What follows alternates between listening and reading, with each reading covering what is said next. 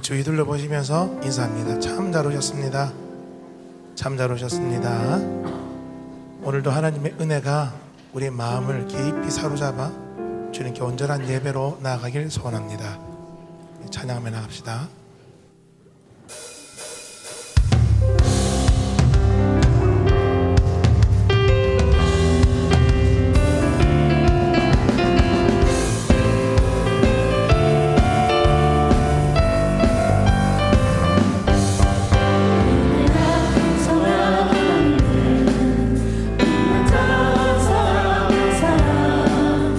어제도 오늘도 변치 않고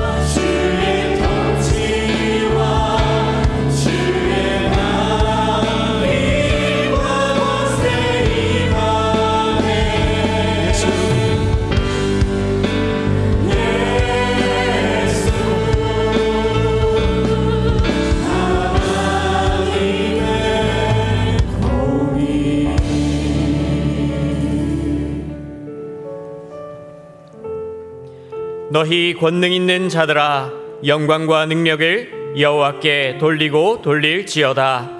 여호와께 그의 이름에 합당한 영광을 돌리며 거룩한 옷을 입고 여호와께 예배할지어다. 아멘.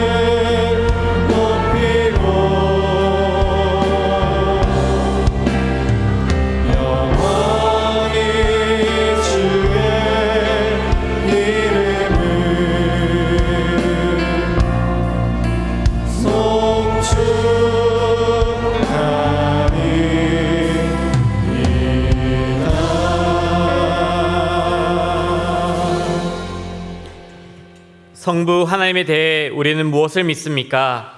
나는 전능하신 아버지 하나님 천지의 창조주를 믿습니다. 성자 예수님에 대해 우리는 무엇을 믿습니까? 나는 그의 유일하신 아들 우리 주 예수 그리스도를 믿습니다. 그는 성령으로 잉태되어 동정녀 마리아에게서 나시고 본디오 빌라도에게 고난을 받아 십자가에 못 박혀 죽으시고 장사된 지 사흘 만에 죽은 자 가운데서 다시 살아나셨으며 하늘을 오르시어 전능하신 아버지 하나님 우편에 앉아 계시다가 거기로부터 살아있는 자와 죽은 자를 심판하러 오십니다. 성령 하나님에 대해 우리는 무엇을 믿습니까? 나는 성령을 믿으며 거룩한 공교회와 성도의 교제와 죄를 용서받는 것과 몸의 부활과 영생을 믿습니다. 아멘. 자리에 앉으시겠습니다.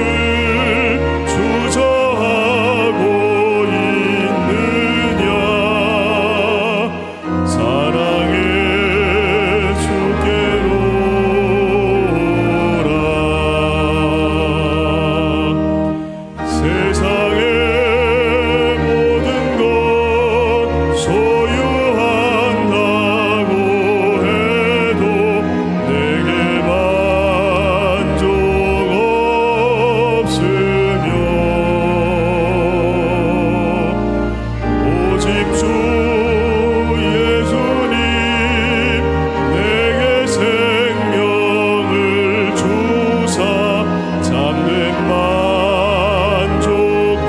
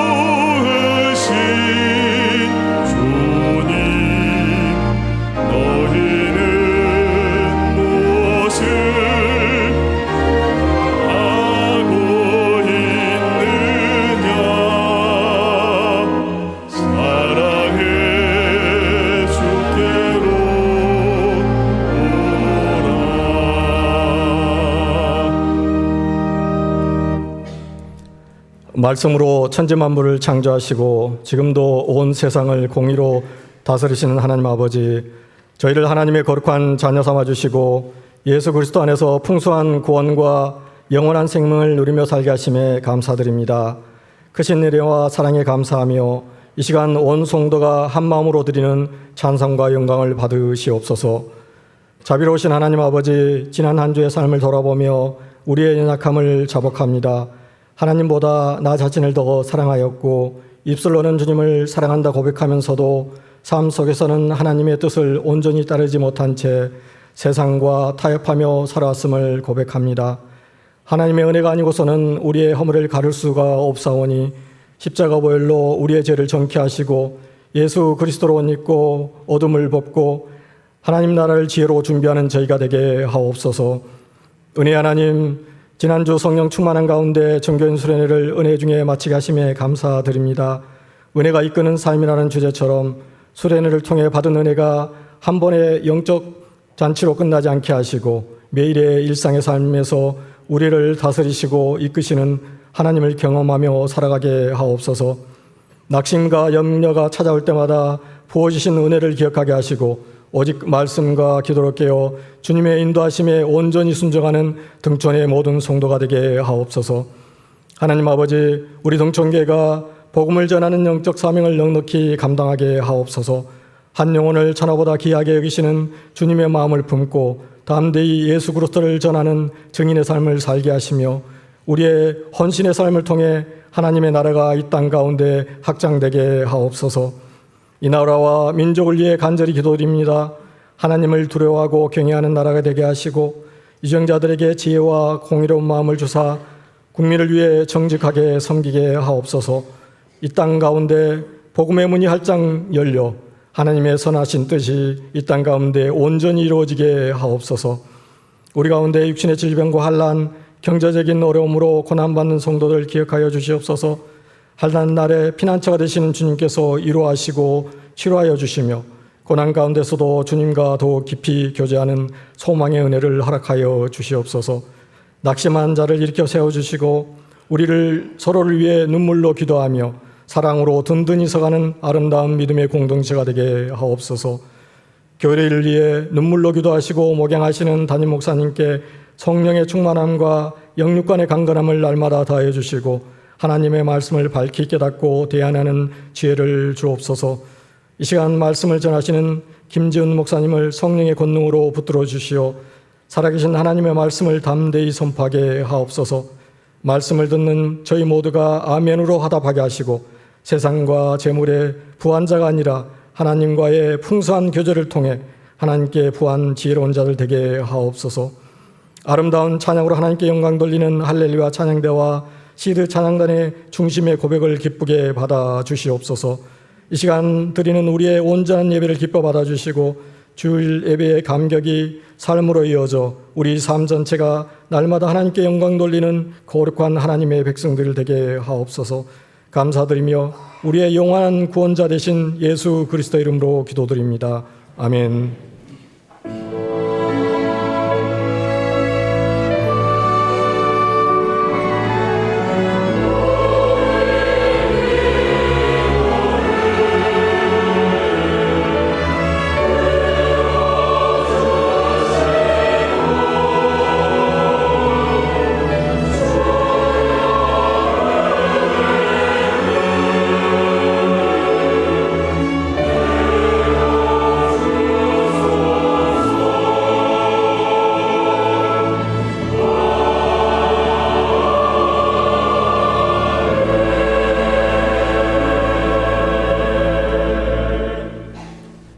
하나님 말씀은 누가복음 12장 13절로 21절 말씀입니다. 누가복음 12장 13절로 21절 말씀, 신약 115쪽입니다. 제가 봉독하겠습니다. 무리 중에 한 사람이 이르되 선생님, 내 형을 명하여 유산을 나와 나누게 하소서 하니 이르시되 이 사람아, 누가 나를 너희의 재판장이나 물건 나누는 자로 세웠느냐 하시고 그들에게 이르시되 삼가 모든 탐심을 물리치라. 사람의 생명이 그 소유에 넉넉한 데 있지 아니하니라 하시고 또 비유로 그들에게 말하여 이르시되 한 부자가 그 밭에 소출이 풍성하매 심중에 생각하여 이르되 내가 곡식 쌓아둘 곳이 없으니 어찌할까 하고 또 이르되 내가 이렇게 하리라. 내 곳간을 헐고 더 크게 짓고 내 모든 곡식과 물건을 거기 쌓아두리라. 또 내가 내 영혼에게 이르되 영혼아 여러 해 쓸 물건을 많이 쌓아두었으니 평안히 쉬고 먹고 마시고 즐거워하자 하리라 하되 하나님은 이르시되 어리석은 자여 오늘 밤에 내 영혼을 도로 찾으리니 그러면 내 준비한 것이 누구의 것이 되겠느냐 하셨으니 자기를 위하여 재물을 쌓아두고 하나님께 대하여 부여하지 못한 자가 이와 같으니라. 아멘.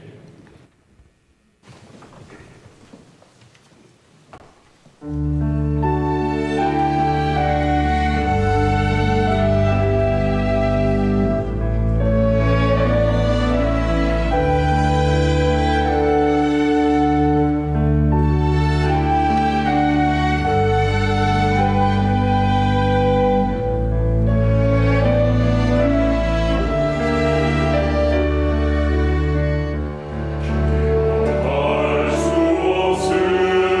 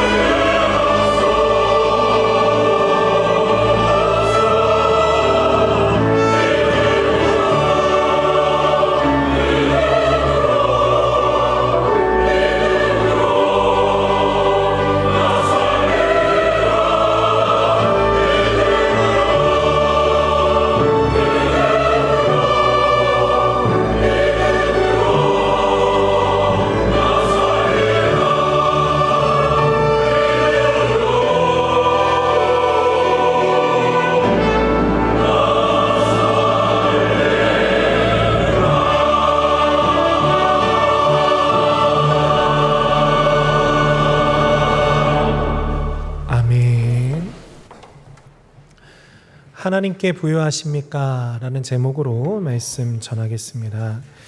혹시 가족들끼리 자주 식사하십니까? 바쁜 현대인들에게는 식사조차 시간 맞추기가 어려울 때가 많지요.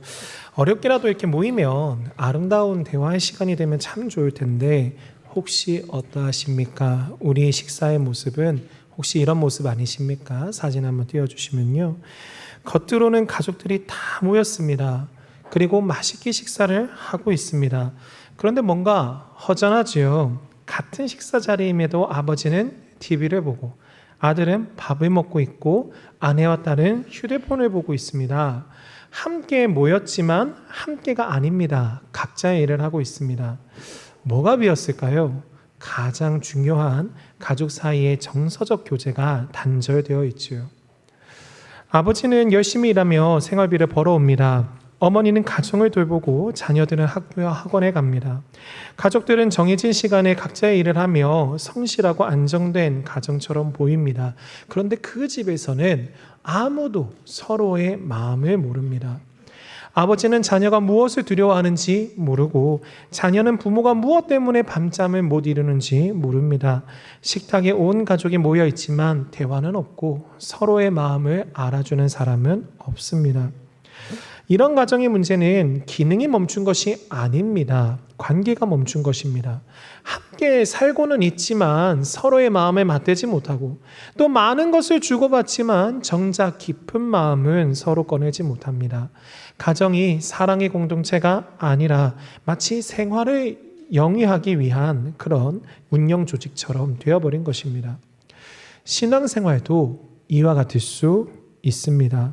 예배하고 헌금하며 봉사하면서 정해진 일을 성실히 감당합니다. 우리의 종교 생활은 아무런 문제 없이 흘러갈 수 있습니다. 그런데 정작 하나님과 나 사이에 살아있는 교제가 없다면 그것을 건강한 신앙생활이라고 말할 수 있을까요? 건강하지 않은 신앙생활은 하나님께서 오늘 내게 무엇을 말씀하시는지 말씀을 열어 듣지 않습니다. 나도 기도를 소홀히 함으로 하나님께 내 마음을 드리지 않습니다. 하나님의 영광을 위한다면서 하나님 그분을 사모하지 않습니다.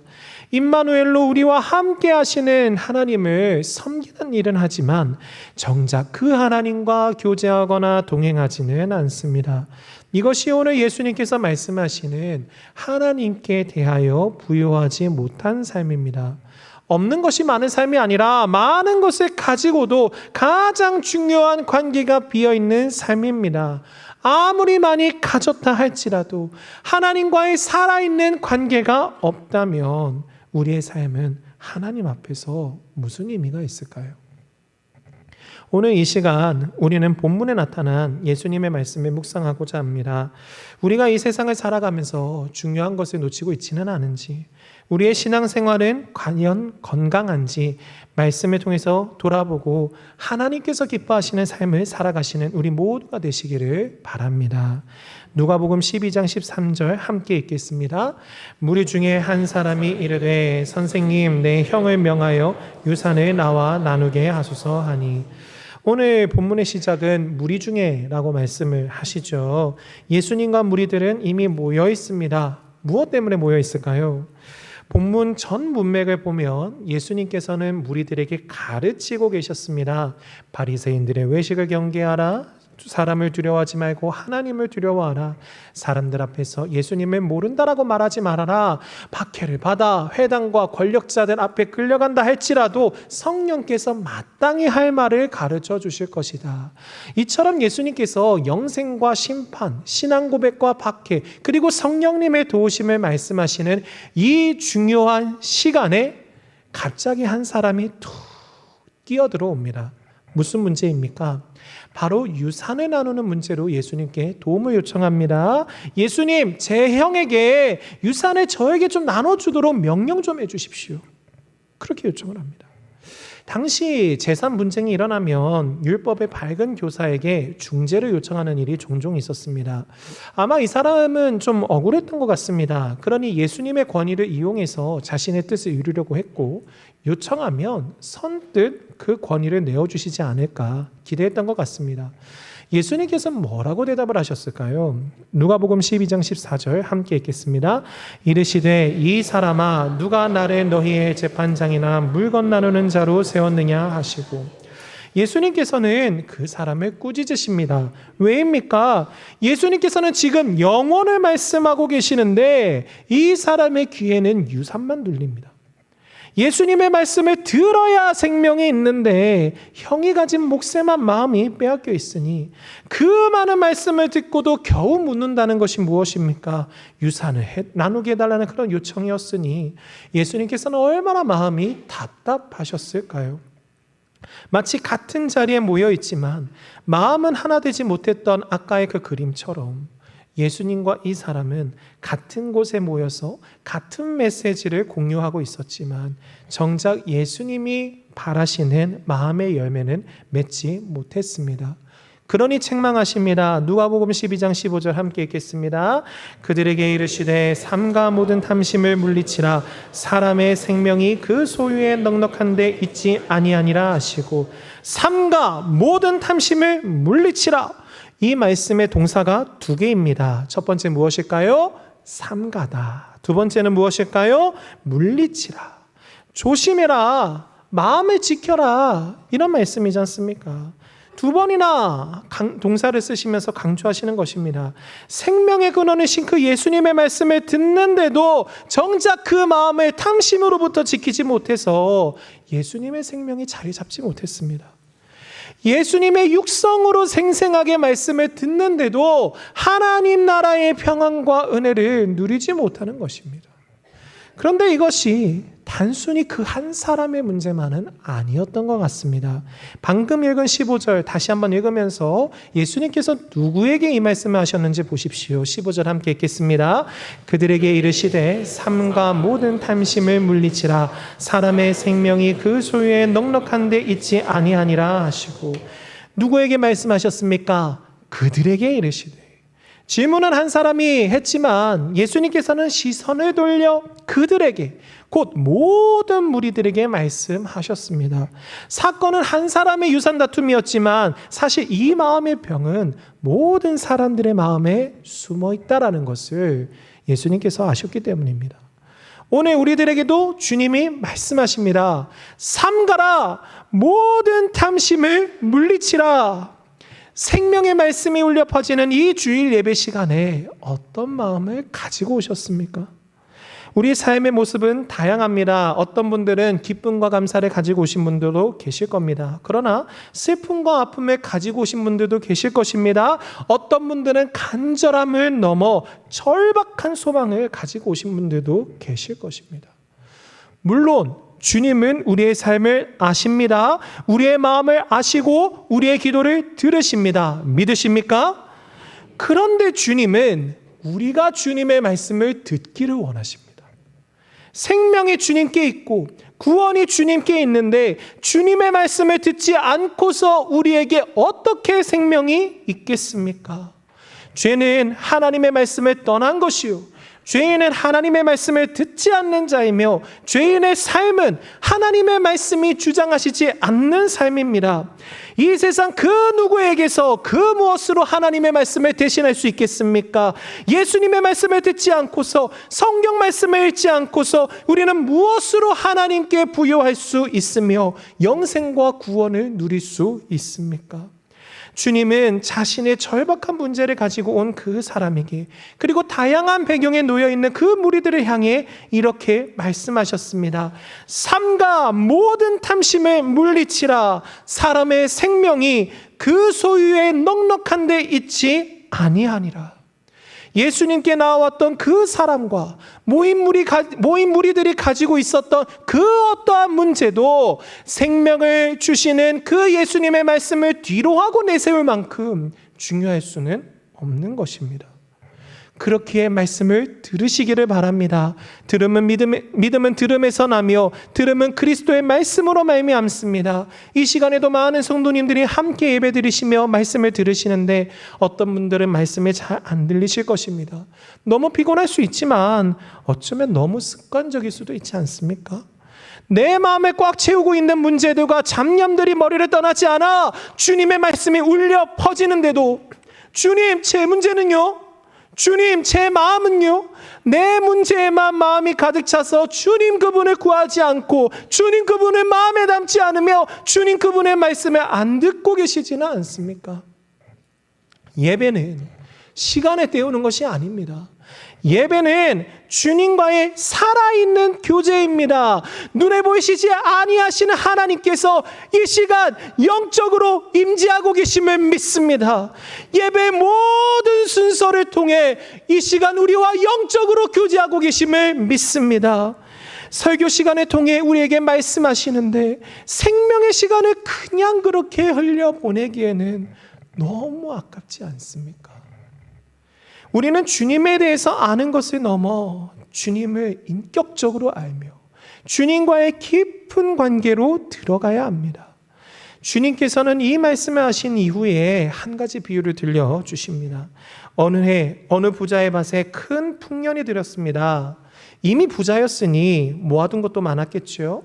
거기에 추수한 곡식도 많았습니다. 그래서 이 넘쳐나는 곡식을 어디에 보관해야 될까 고민해야 되는 그런 상황이 되었습니다. 부자는 혼자 즐거운 고민을 하기 시작합니다.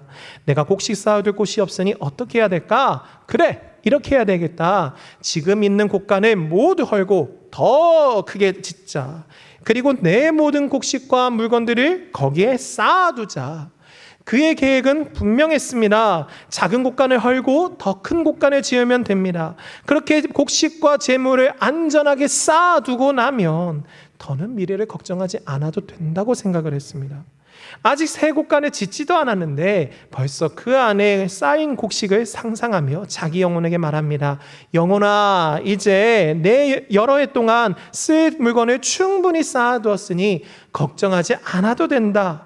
이제 편안히 쉬고 먹고 마시며 즐거워하자. 이렇게 부자는 모든 계획을 세웠습니다. 얼마나 큰 곡간을 지을지, 그 안에 무엇을 쌓을지, 어떻게 내가 편안하게 살아가야 될지를 생각을 했습니다.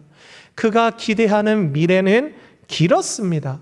여러 해 동안 아무 걱정 없이 살 수 있으리라 믿었습니다. 바로 그때 지금까지 그의 생각 속에 한 번도 등장하지 않았던 하나님께서 말씀하십니다. 누가복음 12장 20절 함께 읽겠습니다. 하나님은 이르시되 어리석은 자여 오늘 밤에 내 영혼을 도로 찾으리니 그러면 내 준비한 것이 누구의 것이 되겠느냐 하셨으니 부자는 여러 해를 계획했지만 하나님께서는 오늘 밤에 말씀하셨습니다. 부자는 곡간의 크기로 노후를 누릴 것을 계산했지만 정작 자기 생명의 길이와 그 끝은 계산하지 못했습니다. 모든 것을 자신의 것이라 부르며 쌓아두었지만 하나님께서 그의 생명을 거두어 가시면 그가 준비한 모든 것은 더 이상 그의 것이 될 수가 없었습니다. 하나님은 물으십니다. 그러면 너가 준비한 것이 누구의 것이 되겠느냐? 죽음의 순간에 쥐었던 손은 펴집니다. 우리가 평생 움켜졌던 것이 우리 손에서 빠져나갑니다. 내 명의로 된 집도 계좌도 내가 쌓은 경력도 그 무엇도 가져갈 수 있는 것이 아무것도 없습니다. 그리고 이것이 무서운 이유가 무엇입니까? 내가 움켜쥐고 있었던 그 어떤 것들 중에도 하나님 앞에 가져갈 것이 아무것도 없기 때문입니다. 이 세상에서 먹고 마시기 위해 열심히 일하고 또 쌓아두며 평안히 쉬며 즐거워하기 위해 많은 고민과 계획을 세웠지만 오늘 밤에 말씀하시는 그 주님 앞에 간다면 너 뭐 하다 왔니? 라고 물으시는 그 하나님 앞에 선다면 하나님께 부여하지 못했던 내 삶에 대해 무엇이라고 말씀드릴 수 있겠습니까? 그렇기에 어리석었던 것입니다. 하나님 없이 자기 생명을 자랑하고 하나님 없이 자기 미래를 보장하며 하나님 없이 자기 영혼을 만족시키려고 했기 때문입니다. 하나님을 삶의 현실에서 지워버리려는 그런 태도를 성경에서는 어리석다라고 말씀하시는 것입니다. 부자는 물건에는 내 것이라고 말했지만 하나님께는 나의 하나님이라고 말하지 않았습니다. 하나님께 부유한 사람은 단지 하나님에 관해 많이 아는 사람이 아니라 그 하나님과 교제하는 사람입니다. 하나님께 말씀드리며 하나님의 말씀을 듣고 하나님의 뜻을 기뻐하고 죄를 지었을 때 회개하며 하나님께 돌이키며 두렵거나 어려움이 있을 때 십자가 복음에 주신 그 하나님을 의지하며 나아가는 사람입니다. 너무나 당연한 것들 같죠. 그런데 나는 오늘 정말 그렇게 살고 있습니까? 오늘 예배 자리에 앉아 있으면서도 아직 예수님을 믿지 못하시는 분들이 계실 수 있습니다. 예수님을 훌륭한 선생님으로는 인정하지만 나의 죄를 담당하신 구주요, 나의 생명을 다스리시는 주님으로는 믿지 못하십니까? 하나님과의 관계는 내가 납득되어야만 이루어지는 관계가 아니라 믿음으로 이루어지는 관계입니다. 기도하십시오. 그분의 얼굴을 구하십시오. 하나님께서 살아계신다면, 그분이 정말로 살아계신다면 말씀과 기도를 통하여 우리는 살아계신 하나님과의 풍성한 교제를 누리고 경험하게 될 것입니다. 주님은 말씀하셨습니다. 내가 곧 길이요 진리요 생명이니 나로 말미암지 않고는 아버지께로 나올 자가 없느니라. 예수님으로 말미암지 않고 아버지께로 올 자가 없기 때문에 예수님을 믿은 후에야 하나님과의 교제의 길이 열리는 것입니다. 하나님에 대해 아무리 많이 파악하고 관찰하여 지식을 얻은 후에 종합하려고 해도 주님이 보여주시지 않는다면, 주님이 드러내시지 않는다면, 주님과의 인격적인 교제가 없는 그런 지식들이라면 그것이 무슨 소용이 있겠습니까? 모든 의문이 사라진 뒤에 믿겠다라고 미루지 마십시오. 의문은 정직하게 품을 수 있습니다만 그 의심을 핑계 삼아 하나님께로 나아가지 않기 위한 은신처로는 삼지 마십시오. 오히려 십자가와 부활의 복음 앞에 서셔야 합니다. 죄와 사망을 이기신 그리스도를 믿으시고 오늘 그분께 자신을 맡기시며 기도하시기를 바랍니다. 하나님께 부유한 사람은 이렇게 복음을 받아들인 뒤에 말씀 안에서 주님과의 교제를 풍성히 누립니다. 말씀을 읽을 때 죄인된 나의 모습을 깨닫고 회개합니다. 십자가 복음과 감격이 마음에 사무칩니다. 믿음을 주시는 하나님을 경험하게 되며 세상이 줄 수 없는 평안과 기쁨이 마음을 주장하는 것을 경험하게 됩니다. 이해되지 않는 상황에서도 돌보시고 인도하시는 하나님을 발견하게 되며 슬픔과 아픔이 있어도 승리를 소망하게 됩니다. 이 땅의 허무함과 고통에 짓눌려 신음한다 할지라도 영원한 충만과 영원한 완성인 그 천국을 바라보며 승리하게 되는 것입니다. 에베소서 1장 23절 함께 읽겠습니다. 교회는 그의 모임이니 만물 안에서 만물을 충만하게 하시는 이의 충만함이니라. 교회는 충만함입니다. 누구의 충만함입니까? 만물을 충만하게 하시는 하나님의 충만함입니다. 주님은 교회를 통하여 우리에게 영원한 생명을 주시기를 기뻐하십니다. 생명의 복음을 통해 죄와 허물로 죽었던 이들에게 생명을 주십니다. 우리가 만물을 충만케 하시는 그 주님과 연합되었지 않습니까? 그러면 주님과의 교제를 통하여 성령님을 통하여 우리에게 그 충만을 맛보아 누리게 하십니다. 아직은 세상의 죄가 관영하고 우리는 아직 죄성을 입고 있으며 영원한 약속은 이 땅이 아닌 천국에 있기 때문에 100% 충만한 교제, 100% 온전하면서 충만한 삶은 아직 우리에게 이르지 않았습니다. 그러나 이 땅에서의 주님과의 교제 속에서 맛보아 누리는 그 충만함으로도 그렇게 기쁘고 만족이 있는데 천국에서는 어떠하겠습니까? 주님은 우리가 천국에 이르는 그날까지 우리를 보존하시기 위하여 우리를 성령님으로 충만하게 하시기를 원하십니다. 하나님의 손에 붙들리게 하시기를 원하십니다. 심령이 가난한 우리에게 이미 천국을 주셨고 그것을 누리며 살아가기를 원하십니다. 그러니 생명이신 주님을 멀찍이 따라가지 마시고 혹은 그분을 잃어버리지 마십시오. 마지못해서라도 교회에 오셨다면 이왕 교회에 오신 거 살아계신 하나님과의 인격적인 관계를 경험하시고 누리시기를 바랍니다. 아무 소득 없이 마당만 밟고 돌아가는 것이 아니라 예배의 주인, 교회의 주인이신 그 예수님과 풍성한 교제가 있는 매주의 예배가 되시기를 주님의 이름으로 축원합니다. 우리 모든 성도님들이 각자의 삶 속에서 주님과의 풍성한 교제를 추구하며 하나님께 부유한 삶이 되시기를 바랍니다. 예수님 당시에 예수님의 말씀을 듣고도 하나님께 부유하지 못했던 사람들이 있었습니다. 첫째로 바리새인들과 종교 지도자들이었습니다. 누가복음 12장을 처음 보면 예수님께서 제자들에게 하신 경고로 시작합니다. 누가복음 12장 1절 함께 읽겠습니다. 그동안에 무리 수만 명이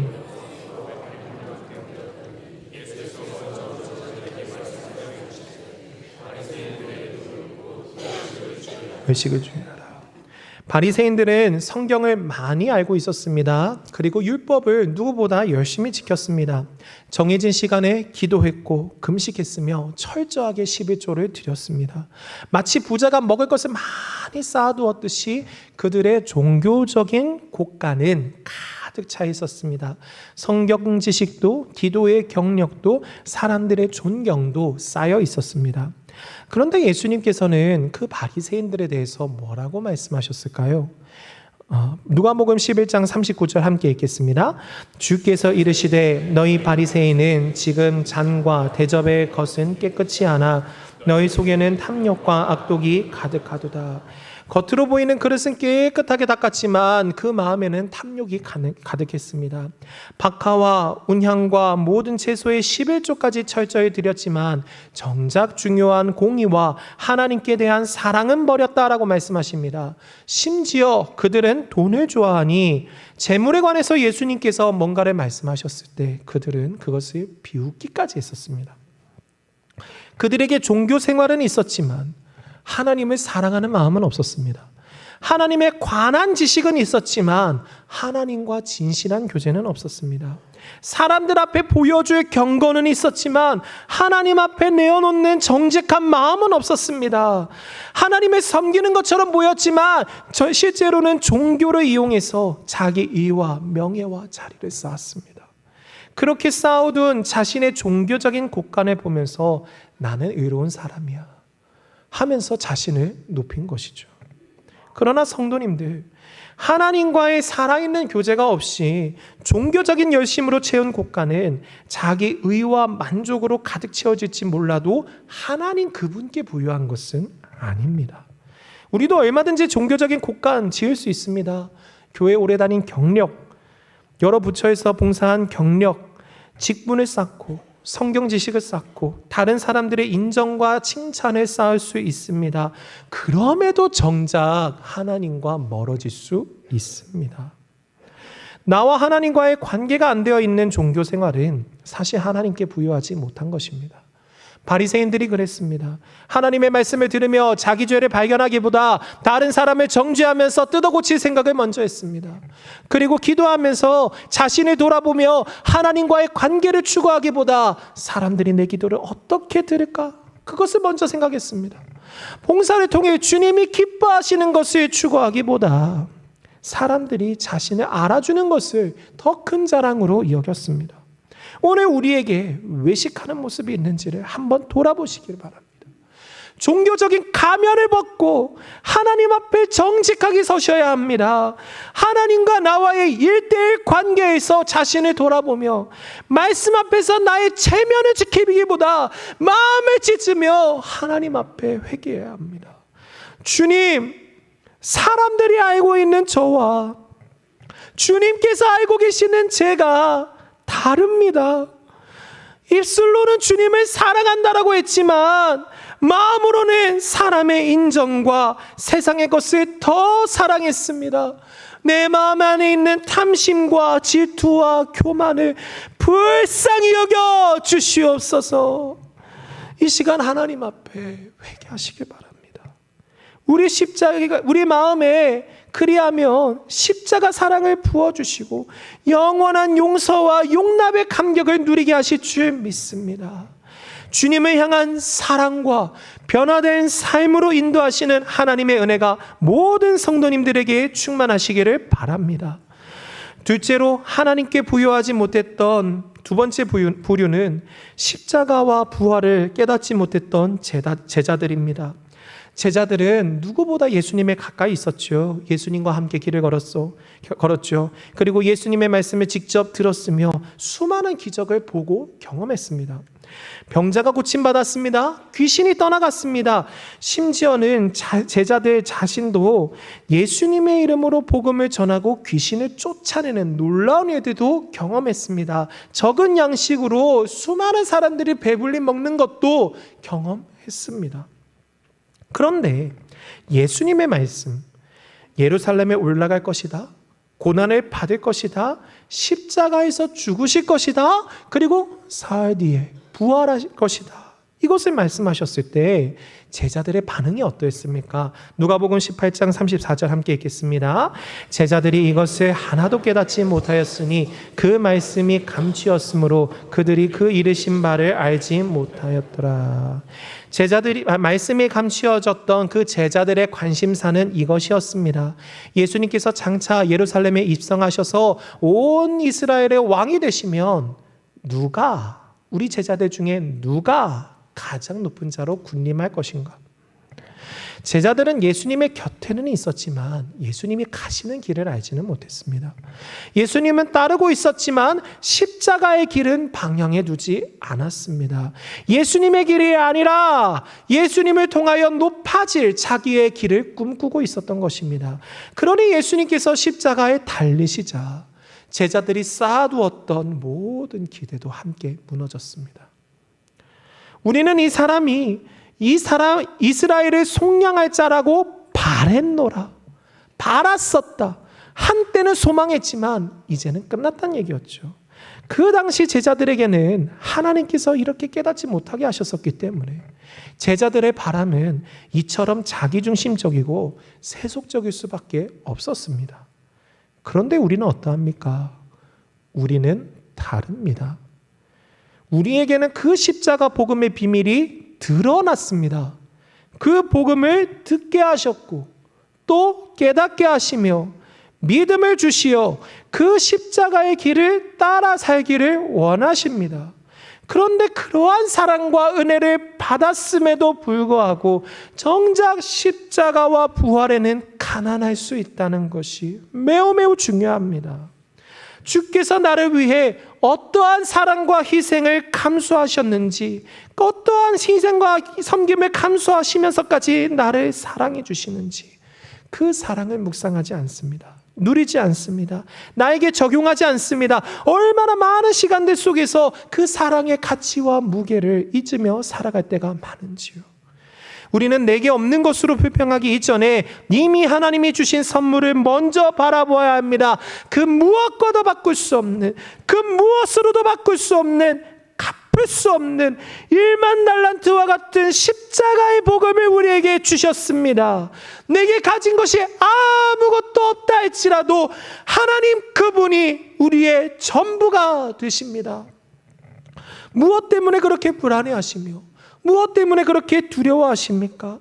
하나님께서 영원히 나와 함께 하시기 때문에 설령 우리가 사망의 음침한 골짜기로 간다 할지라도 거기서도 주의 지팡이와 막대기가 아니하실 것입니다. 주님께서 우리의 주인 되셔서 우리를 다스리시고 인도하신다는 것은 십자가 복음의 놀라운 사랑, 즉 자기 본체의 생명을 내어주시고 임마누엘로 우리를 지금도 섬기고 계시는 그 놀라운 사랑과 은혜가 밑바탕이 된 인도하심인 것입니다. 그 사랑에 감격이 있기 때문에, 그 은혜가, 그 사랑의 은혜가 사무치듯 밀려오기 때문에, 천국의 약속을 바라보게 하시기 때문에 이 땅에서의 힘든 일들, 오늘의 어려움들은 주님과 함께 이겨내는 것이지요. 성도님들, 십자가 사랑을 바라보아야 어려움을 이깁니다. 십자가 사랑을 바라보아야 고난을 이깁니다. 우리의 시선이 어려움이나 나의 바람이 아니라 하나님께서 가장 소중한 자신의 본체의 생명을 희생하시기까지 나를 사랑한다고 하신 그 사랑의 하나님을 바라보아야 승리가 있는 것입니다. 자기 십자가를 지고 주님을 따르는 길은 이 복음의 감격이 살아있어야 가능한 것입니다. 하나님께서 베풀어 주신 은혜의 복음, 그 십자가 복음의 은혜의 무게와 가치를 깨달으면 깨달을수록 우리는 그 십자가 사랑을 따라갈 수 있습니다. 오늘 나는, 오늘 우리는, 오늘 나 자신은 그 십자가 사랑에 부요하십니까? 그 사랑을, 그 사랑 안에 살고 계십니까? 우리 모두는 십자가 복음으로 돌아가야 합니다. 나를 위해 베푸신 십자가 사랑의 그 가치와 무게를 깨닫고 단순히 머리로만 알고 이해하는 것이 아니라 오늘도 나에게 들려주시는 사랑의 말씀으로 하나님과의 관계 안에서 복음을 다시금 오늘도 나에게 적용시켜야 합니다. 그 사랑이 우리 안에 있다면 세상이 우리를 넘어뜨리고 핍박하고 심지어 우리의 생명을 빼앗는다 할지라도 부활로 승리하신 주님을 따라 우리도 승리할 수 있습니다. 핍박과 손해 앞에서도 무너지지 않습니다. 로마서 8장 38절부터 39절 함께 읽겠습니다. 내가 확신하노니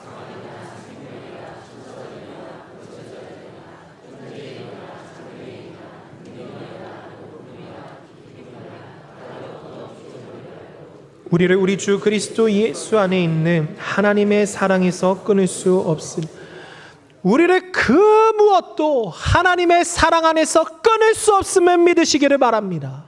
이 하나님의 사랑에 부요한 우리가 되어야 합니다. 지식을 넘어, 감정을 넘어, 상식을 넘어, 내 환경과 상황을 넘어서 나와 하나님과의 오늘의 관계 안에서 이 복음의 감격이 다시금 우리 안에 회복되기를 바랍니다. 세 번째로 하나님께 부요하지 못했던 세 번째 부류는 하나님의 아들을 거절했던 당시 이스라엘 백성들이었습니다. 이스라엘 백성들은 남다른 복을 받았었습니다. 그들에게는 율법이 있었죠. 성전이 있었고 제사가 있었습니다. 하나님께서 주신 언약과 약속의 역사가 있었습니다. 구원의 역사로 본다면 그 어떤 민족보다 부요한 백성이었습니다. 그런데 누가복음 19장을 보시면 예수님께서 그 예루살렘을 바라보시며 슬퍼하셨습니다. 우셨습니다. 왜 우셨을까요? 누가복음 19장 44절 함께 읽겠습니다. 내가 보살핌을 받는 날에 하나님께서 언약 백성들을 구원하시러 그 아들을 보내셨습니다. 그래서 선지자들을 통해 약속하셨던 예수님이 이스라엘 가운데 오셨습니다. 온 이스라엘은 성육신하신 예수님을 보았고 그분의 말씀을 들었으며 그분의 증거들을 눈으로 생생하게 보았습니다. 그러나 그럼에도 그들은 그리스도 예수님을 철저하게 끝내 거부했습니다. 왜 그렇습니까? 그들의 교리에 따르면 자신들이 기대했던 모습의 메시아가 아니었기 때문입니다. 자신들이 원하는 것을 이루어주는 왕, 로마의 압제에서 해방하여 정치적인 승리를 가져다 줄 왕, 자신들의 종교적인 권위와 자리를 지켜줄 그런 메시아를 원했습니다. 병자를 고치시고 떡을 떼어주실 때는 수많은 무리가 예수님을 따랐습니다. 그러나 예수님께서 그들의 죄를 책망하시고 자기를 부인하며 십자가를 지고 자기 십자가를 지고 자기를 따르라고 말씀하시자 사람들은 하나 둘 예수님을 떠나갔습니다. 예수님께서 그들의 바람과는 전혀 다른 왕이 되시려고 하시자 그들은 예수님을 거부했습니다. 그리고 외쳤습니다. 예수를 십자가에 못 박게 하소서. 성도님들, 이렇게 하나님을 주인으로 모시기보다 나 자신이 주인 되는 모습은 오늘 우리에게도 나타날 수 있습니다.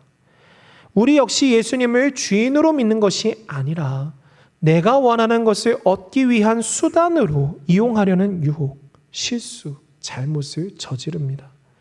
오늘 본문에 등장한 그 한 사람이 바로 그러했습니다. 그는 영생의 말씀을 들었지만 정작 영생을 구하지 않았습니다. 오직 구한 것은 선생님, 제 형에게 명하여 주셔서 유산을 저와 나누게 해주십시오. 그에게 예수님은 생명의 주인이 아니라 자기 문제를 해결해 줄 권위 있는 중재자였을 뿐입니다. 우리도 이렇게 기도할 수 있습니다. 주님, 이것을 주시면 믿겠습니다. 주님, 이 문제를 해결해 주시면 충성하겠습니다. 주님, 제가 원하는 길을 열어주시면 주님을 따르겠습니다. 그러나 그것은 믿음이 아니라 거래지요. 예수님은 거래의 대상이 아니십니다. 예수님은 우리의 요구를 들어주시기 위해 존재하시는 분이 아니시라 우리가 경배하고 순종해야 할 생명의 주님이십니다. 주님이 나에게 맞춰주실 것을 기대할 것이 아니라 내가 주님께 맞추며 살아가야 합니다. 주님이 내 마음을 몰라주신다고 불평할 것이 아니라 도리어 내가 주님의 마음을 몰라드리는 것에 대해서 안타까워야 합니다. 사랑이시고 굳어지고 딱딱한 마음을 하나님 앞에 내어드리며 어찌할까요 주님, 긍휼히 여겨주시옵소서. 자복하고 통회하고 애통해야 합니다. 하나님 나라와 이를 위해 무엇을 어떻게 구하며 살아가야 할지 기도하며 구해야 합니다. 그리하면 이 모든 것을 더하여 주시는 것입니다. 기계적인 응답이 아니라 하나님과의 관계에서 하나님의 사랑으로 하나님이 원하시는 것을 하나님이 원하시는 때에 하나님의 방법으로 말입니다. 그리고 그 모든 돌보심의 모든 바탕은 십자가 복음이 바탕이 되어 있기 때문에 내가 원하는 대로 되지 않아도 주님의 만족과 기쁨이 내게 주어진다는 것을 믿으시기를 바랍니다. 성도님들, 우리는 하나님을 내 삶의 주인으로 모시며 살아야 합니다. 자기를 위하여 쌓다가 하나님 앞에 빈손으로 서는 어리석은 삶을 살지 맙시다. 우리가 추구할 것은 종교적인 생활이 아니라 주님과의 관계입니다. 나와 하나님과의 1:1 관계 속에서 주님과의 관계에 충실하다 보면 자연스럽게 성령님으로 충만함을 받게 됩니다. 십자가 사랑의 깨달음, 복음의 감격, 믿음과 확신, 용기와 담대함을 누리며 그 하나님의 은혜로 말미암아 어떤 환경에서도 주님과 동행하는 삶을 살게 됩니다. 그러므로 하나님과의 인격적인 교제를 가장 귀한 보물로 여기며 하나님께 대하여 부유한 삶을 살아가시는 모든 성도님들이 되시기를 주님의 이름으로 축원합니다. 기도하겠습니다. 사랑의 하나님 아버지, 감사합니다. 십자가 사랑의 은혜로 말미암아 영생의 부요함을 우리에게 선물로 주시니 감사합니다.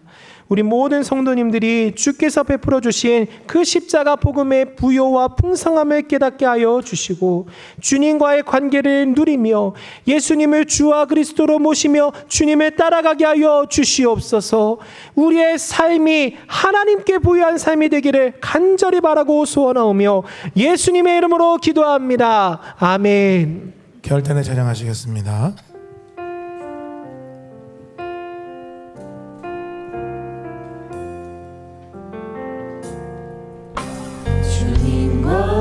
함께하는 이 고요한 시간, 주님의 보좌 앞에 내 마음을 쏟네. 모든 것 아시는 주님께 감출 것 없는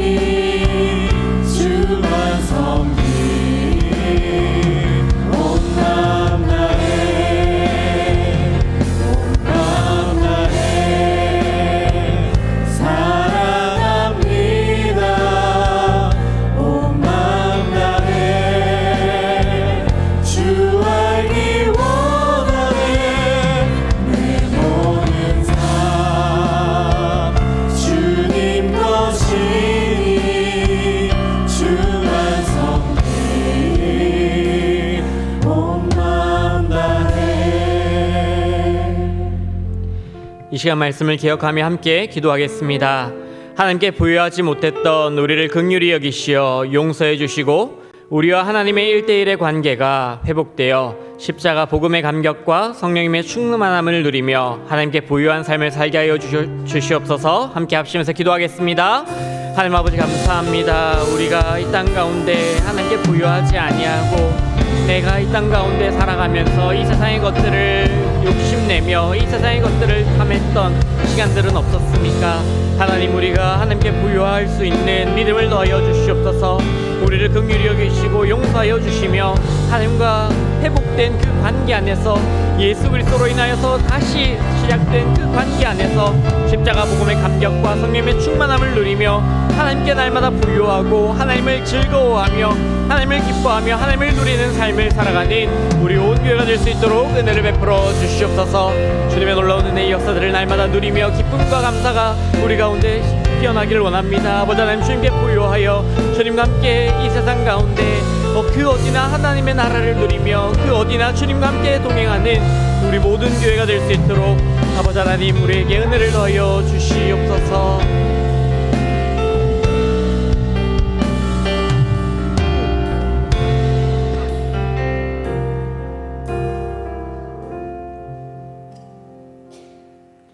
사랑과 자비가 풍성하신 하나님 아버지, 주신 말씀을 따라 하나님께 부여하지 못했던 우리를 긍휼히 여기시어 용서해달라고 날마다 기도하며 우리와 하나님과의 1대1 관계가 회복되어 십자가 복음의 감격과 성령의 충만함을 누리며 하나님께 부유한 삶을 살아가는 온 교회가 되게 하여 주시옵소서.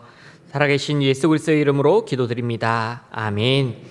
나의 하나님이 그리스도 예수 안에서 영광 가운데 그 풍성한 대로 너희 모든 쓸 것을 채우시리라. 아멘. 다 함께 일어나시겠습니다. 함께 찬양하시며 우리 예물을 하나님 아버지께 올려드리겠습니다.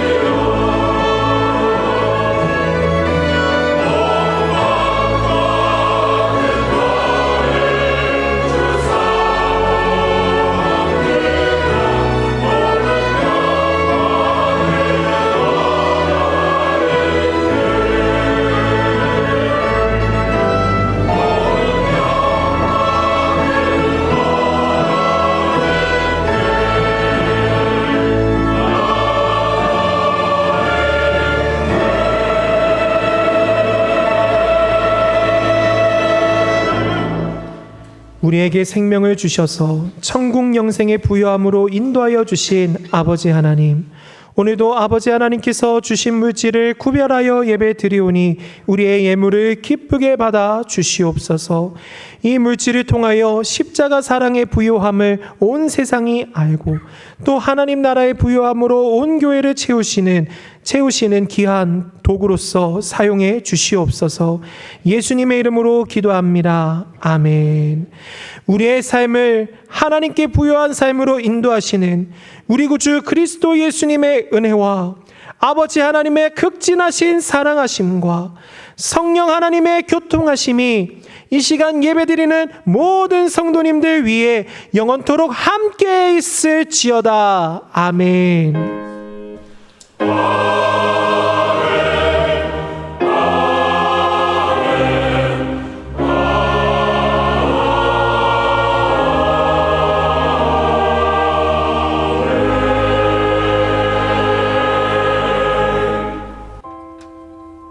교회 소식입니다. 오늘 3부 예배 후 오후 1시 30분에 학습, 세례, 유아 세례 공부가 있습니다. 교육청년위원회가 오늘 오전 11시 40분에 있습니다.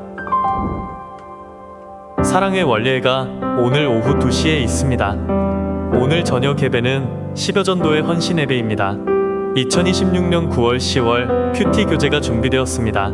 각 지역 교역자에게서 수령하시기 바랍니다. 이 청년의 수련회가 8월 26일부터 29일까지 등촌교회와 인천 수정수양관에서 있습니다. 서울 서분호의 지경, 서울성서대학 정규과정 학생을 모집합니다. 자세한 내용은 주보 8쪽을 참고해주세요. 후반기 훈련생을 모집하오니 지원서를 사무실로 제출해 주시기 바랍니다. 훈련은 9월 5일부터 시작합니다. 자세한 내용은 주보 7쪽을 참고해 주세요. 다음 주일은 구제와 선교원금이 있는 주일입니다. 유아 세례 문답이 8월 30일 오후 1시 30분에 있습니다. 다음 주일 저녁 예배는 영어 초중등부 교사 헌신 예배입니다. 교우 소식입니다. 신랑 다니엘 군과 신부 임사라 양의 결혼식이 8월 27일 오전 10시 30분에 캐나다 스탠리 공원 티하우스에서 있습니다. 행사 예고입니다. 자세한 내용은 주보를 참고해 주세요. 모두 자리에 일어서셔서 파송의 찬양 함께 하시겠습니다.